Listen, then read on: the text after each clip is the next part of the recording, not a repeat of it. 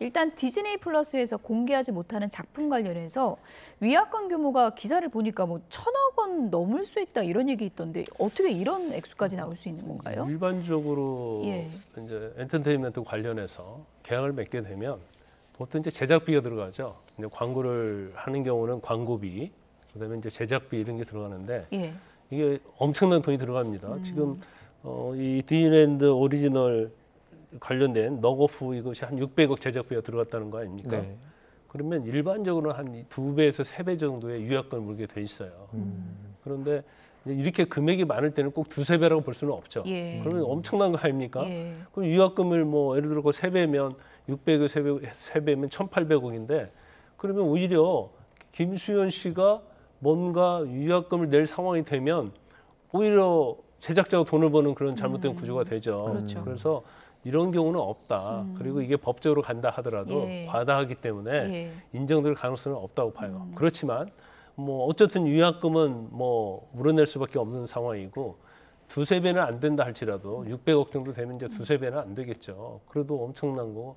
일단 뭐 이번에 김세론 씨와 관계해서 이제 김수현 씨가 엄청나게 이미지에 타격을 입은 건 맞는 것 같아요. 네. 그래서 뭔가 진실 게임을 하고 있고 진흙탕 싸움을 하고 있는데 예. 일단 제일 중요한 것은 김수현 씨가 이제 김세론 씨하고 이제 사귀었다는 거. 그것은 명확하게 사실이고 그다음에 김수현 씨 측에서 이제 아마추어 대응을 좀 한 게 잘못 대응한 게 뭐냐면 처음에는 교제한 사실이 없다고 했다가 예. 1922년부터인가요? 20년도부터인가요? 그때부터 성인이 된다부터 뭐 교제했다 이렇게 얘기했단 말이에요. 네, 2020년부터 그렇죠. 그런데 20년부터 22년까지. 네.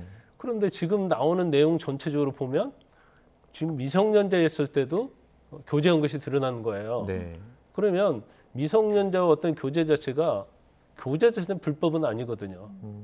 그리고 어떤 스킨십이랄지 어떤 성적인 접촉이 있었다 하더라도 그 당시는 이건 법적으로 처벌이 안 돼요. 예. 왜냐하면 2020년 5월부터 16세 미만의 여성하고 청소년하고 뭐 서로 좋아서 성관계를 했다랄지 예. 아니면 스킨십을 해도 그건 다 성범죄가 됐거든요. 예. 근데 일단 김수현 씨는 형사상 처벌에 있어서는 처벌 대상은 되지 않습니다.